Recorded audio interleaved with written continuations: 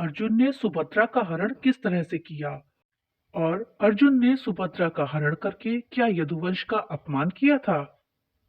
एक बार रैवतक पर्वत पर धूमधाम से उत्सव हो रहा था। वृष्टि, भोज और अंधक वंश के यादवों ने उसमें भाग लिया था। पर्वत चारों ओर से वस्त्र तथा मणिकों के द्वारा सजाया गया था।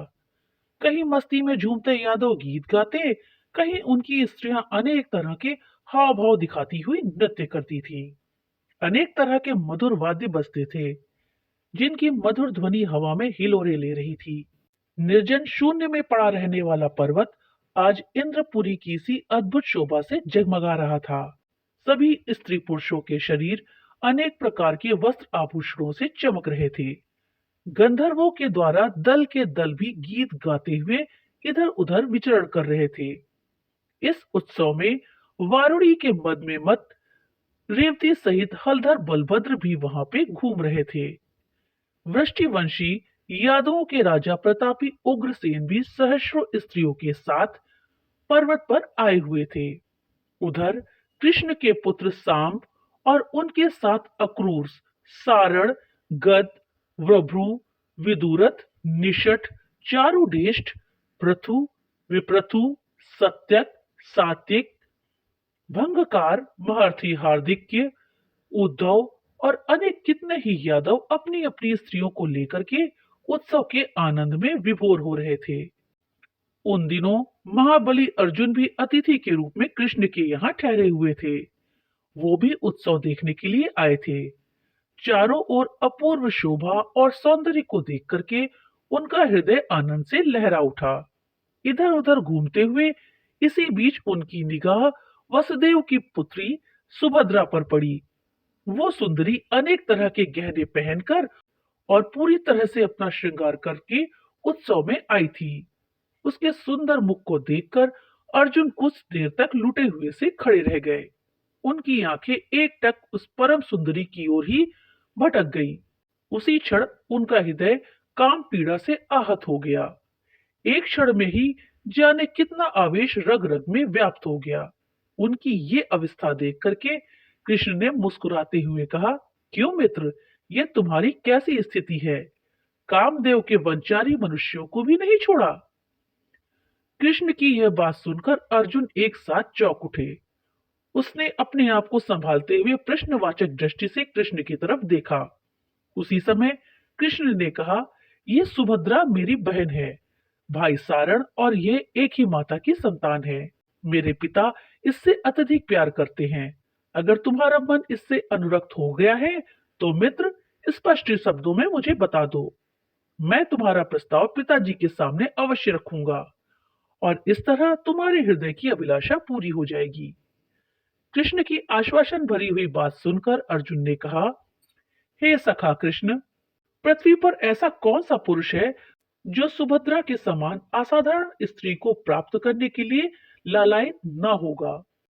अगर किसी भी तरह तुम्हारी बहन यह सुभद्रा मेरी पत्नी हो जाए तो इसके बदले में सारी पृथ्वी के साम्राज्य को भी एक बार ठुकरा सकता हूँ। हे जनार्दन, अगर सुभद्रा जैसा अमूल्य रत्न मुझे प्राप्त हो जाए तो संसार के प्रार्थियों में मैं अपने आप को अधिक सौभाग्यशाली समझूंगा। क्या आप मेरी सामर्थ्य को ध्यान में रखते हुए कोई ऐसा उपाय बता सकते हैं जिससे सुभद्रा को अपनी पत्नी के रूप में पाकर मैं जीवन भर सुख और ऐश्वर्य भोग सकूं? कृष्ण ने अर्जुन को इस तरह सुभद्रा के लिए आतुर देखकर कहा, हे वीर अर्जुन, तुम तो भली भांति जानते हो कि क्षत्रियों के यहाँ कन्या के विवाह के लिए स्वयंवर की रीति प्राचीन काल से चली आ रही है। लेकिन मुझे पूरा संदेह है कि स्वयंवर के द्वारा संभव है कि तुम सुभद्रा को ना जीत सको। ये कहकर मैं तुम्हारे पराक्रम को चुनौती नहीं देता, बल्कि मेरे कहने का तो केवल इतना तात्पर्य है कि हो सकता है सुभद्रा तुम्हें अपने वर के रूप में ना चुने। इसलिए मैंने तुम्हारी इच्छा पूरी करने का एक उपाय सोचा है। स्वयंवर के अलावा कन्या को बलपूर्वक हर करके उसका ब्याह करने की भी रीति क्षत्रिय धर्म के अनुसार उचित है। धर्मज्ञ पुरुष इसी प्रकार के विवाह की सबसे अधिक प्रशंसा करते हैं। इसलिए हे वीर, मेरी तो यही राय है कि तुम सुभद्रा को बलपूर्वक हर ले जाओ। तुम्हारे मार्ग में किसी भी तरह की बाधा नहीं आएगी, क्योंकि तुम्हारे इस संकल्प का अंत समय तक किसी को भास नहीं होगा। अर्जुन ने कृष्ण की बात को सहर्ष ही स्वीकार कर लिया और उसी समय एक विश्वास पात्र दूत के हाथ धर्मराज युधिष्ठिर के पास यह समाचार भेजा, क्योंकि उनकी आज्ञा के बिना अर्जुन ये कार्य नहीं करना चाहते थे। क्षत्रिय धर्म पर विचार करके धर्मराज ने सुभद्रा हरण की अनुमति दे दी। दूसरे दिन अर्जुन को पता लगा कि सुंदरी सुभद्रा देवी पूजन के लिए रैवतिक पर्वत पर गई हुई हैं। कृष्ण ने अर्जुन से कहा, सखा, इससे अधिक उपयुक्त समय हरण के लिए दूसरा नहीं हो सकता, इसलिए साहस करके तुम जाकर मेरी बहन का हरण करो। अब अर्जुन ने पूरी तरह निश्चय कर लिया। वे कृष्ण की आज्ञा मानकर उन्हीं के रथ पर सवार हुए और रैवतक पर्वत की ओर चल दिए। उस सुवर्ण मंडित श्रेष्ठ रथ में अलंकृत शैव्य, सुग्रीव आदि घोड़े जुते हुए थे। सभी प्रकार के शस्त्र उसमें रखे हुए थे।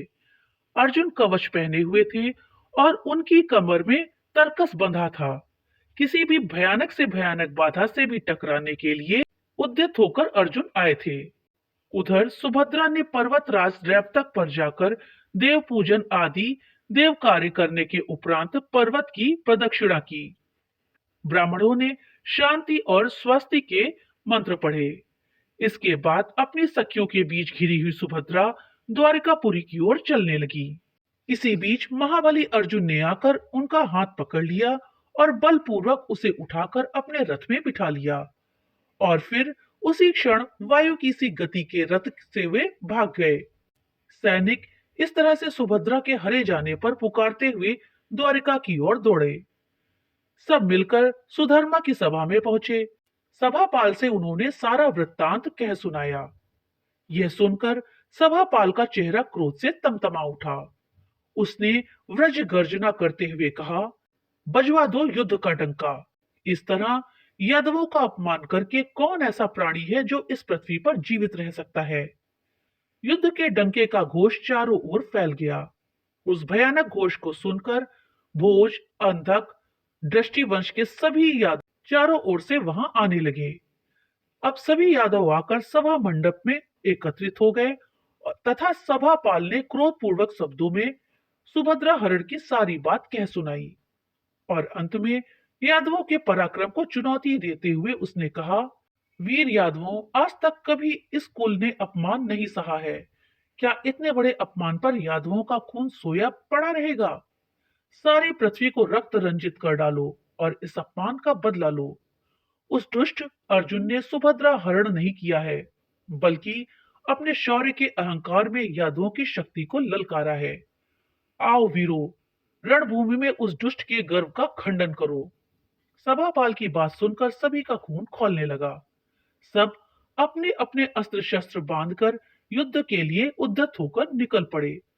कोई अपने रथ में बैठकर भीम गर्जना करते, कोई पैदल ही अपने पैरों से पृथ्वी को कुचलते हुए आगे बढ़ने लगा।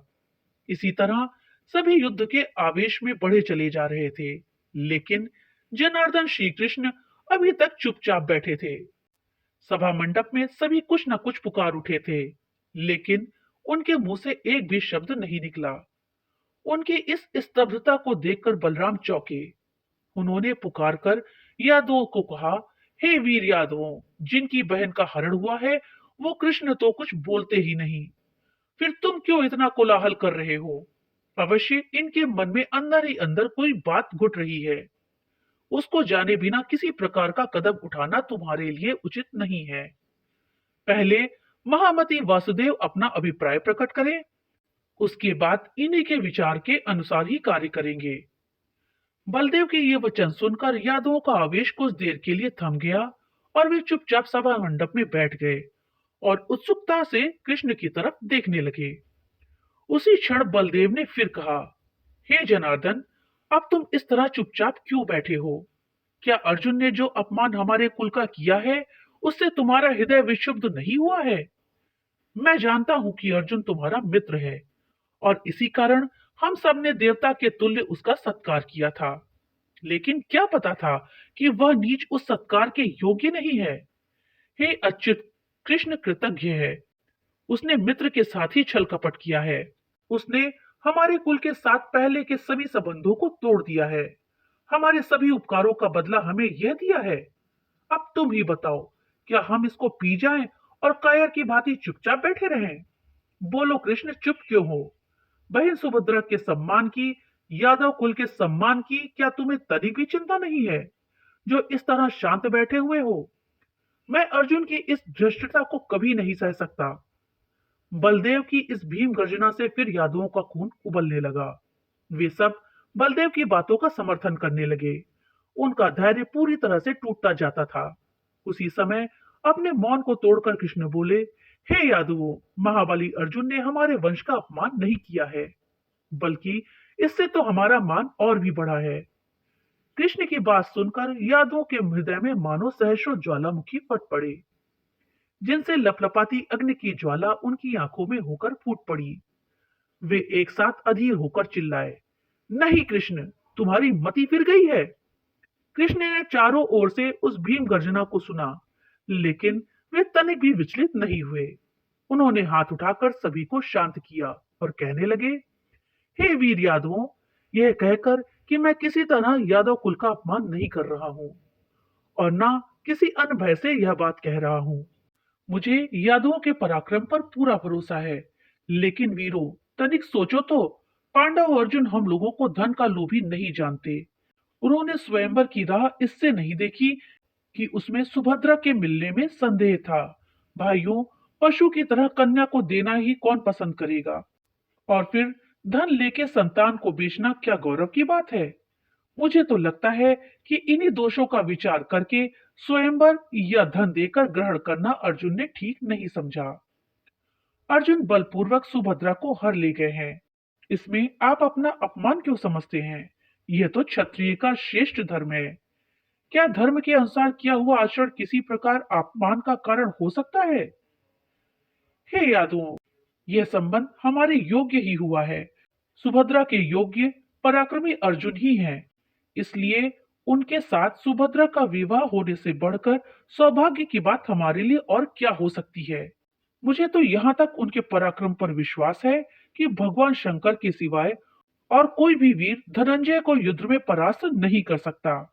फिर मेरा रथ उन्हीं के पास है और वे युद्ध विद्या में इतने कुशल हैं कि उनकी बराबरी करने का संकल्प व्यर्थ है।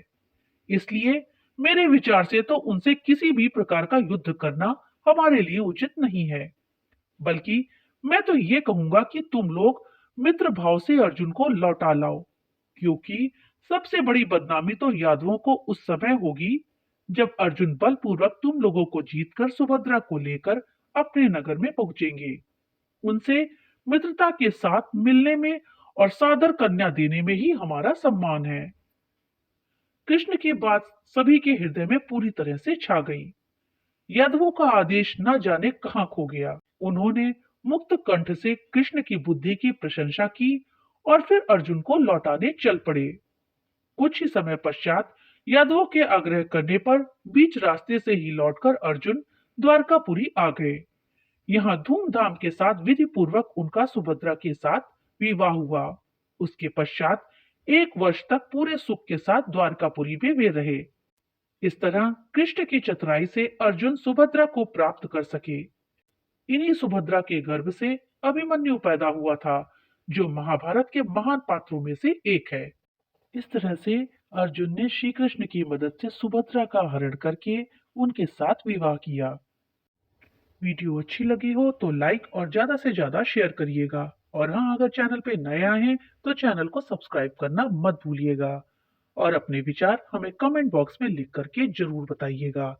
तो मिलते हैं अगली नई वीडियो के साथ, तब तक के लिए राधे राधे।